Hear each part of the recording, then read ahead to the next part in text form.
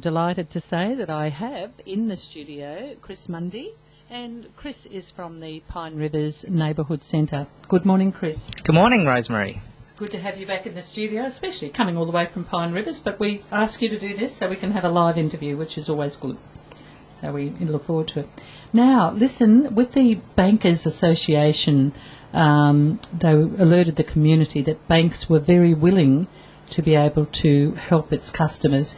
Give me a little bit of feedback on that, please. Yeah, they've put out a media release just in the past week, realising that they need to make customers more aware that there are financial hardship plans in place if their customers are facing financial hardship. And so what they're doing is they're putting out fact sheets to all of their customers. They're putting up posters in the banks.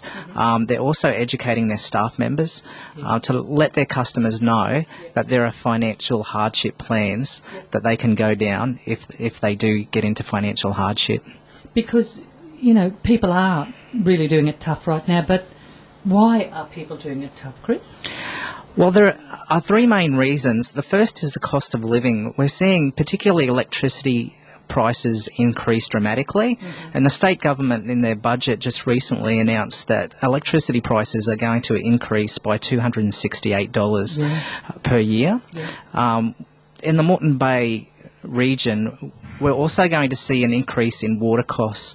The rebates that were provided by the Moreton Bay Regional Council will end on the 30th of June, so water will increase, and also the Moreton Bay Regional Council rates will increase for homeowners from the 1st of July. Yeah, so there's three whammies there at one go. Yeah, we're also seeing single parents doing it really tough at the moment. So there is a cut in benefits there, isn't there? That's right. From the 1st of January, many single parents who are on parenting payments single, who had a child that was above the age of 8, have had their payments cut and been moved on to New Start allowance if they're eligible for New Start allowance.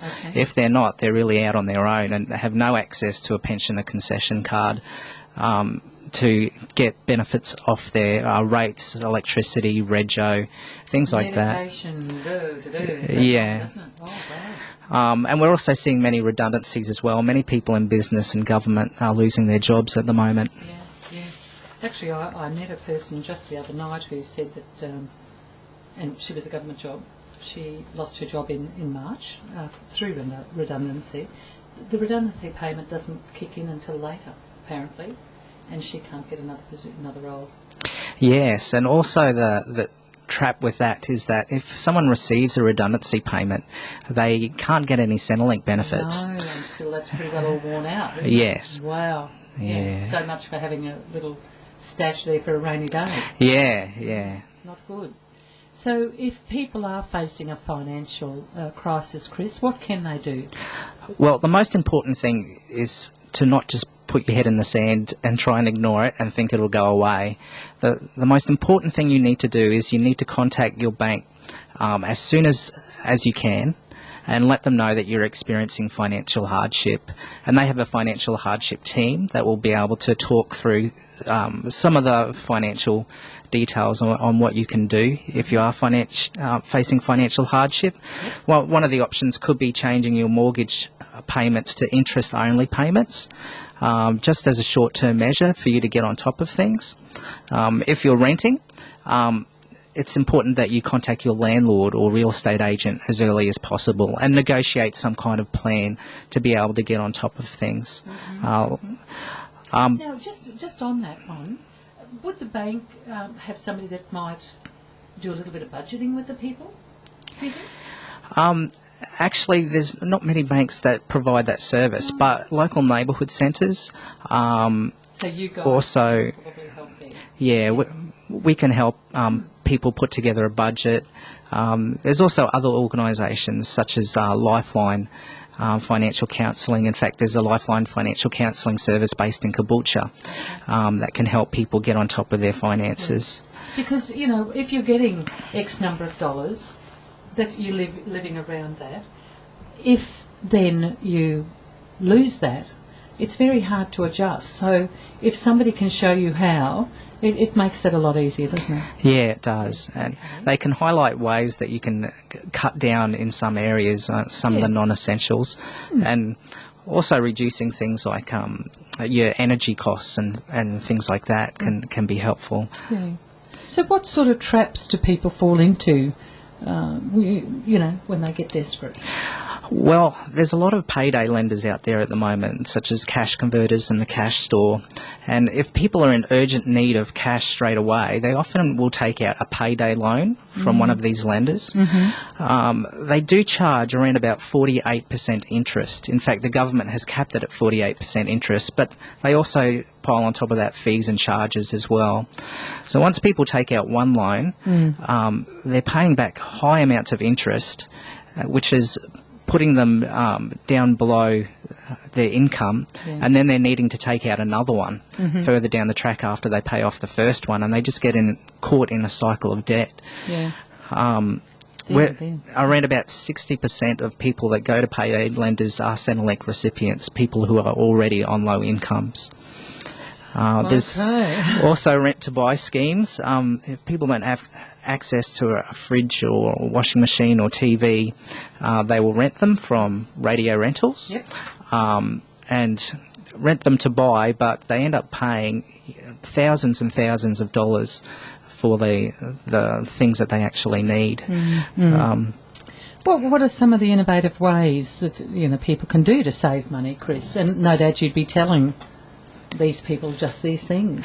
Yeah, well, if people are in a situation where they do need an essential item like a fridge or a washing machine or something like that, there are no interest loan schemes that operate out of neighbourhood centres.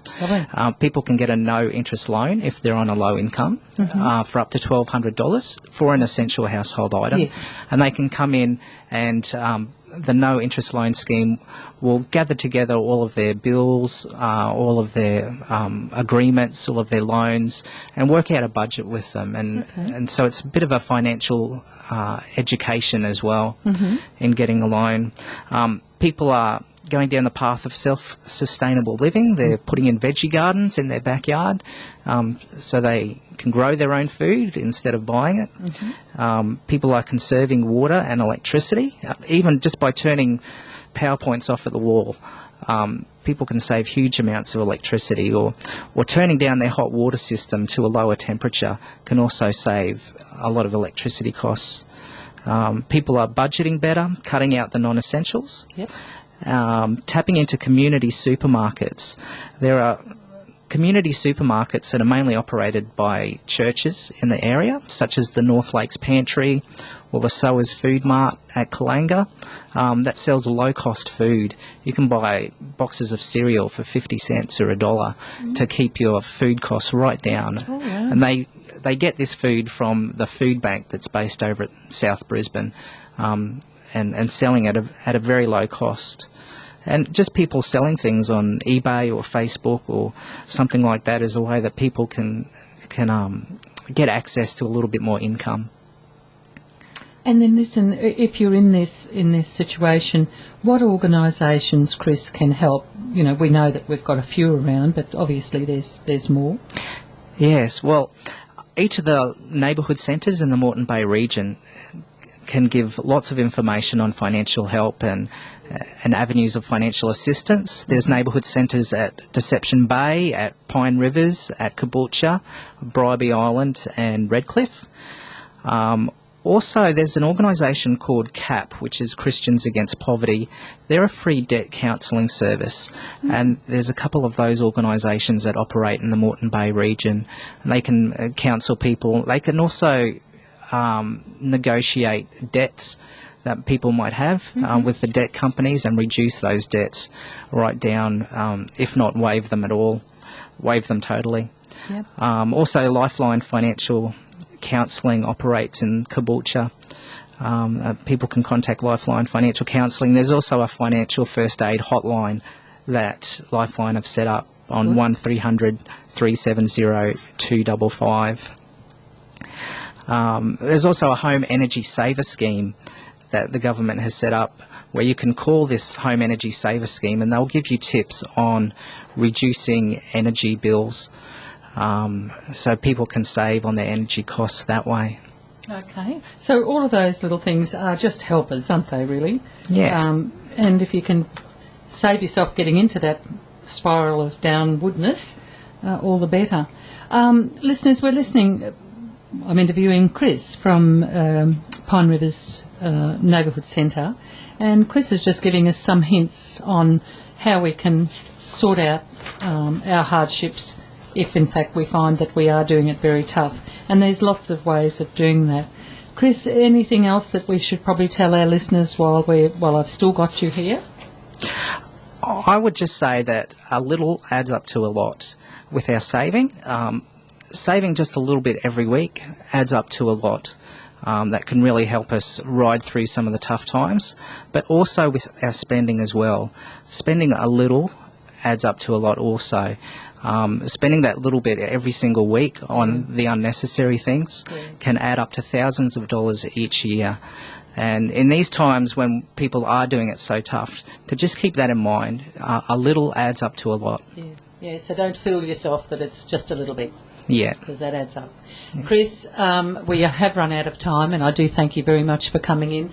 Listeners, you're on 101.5 FM, and that was Chris from the Pine Rivers Neighbourhood Centre.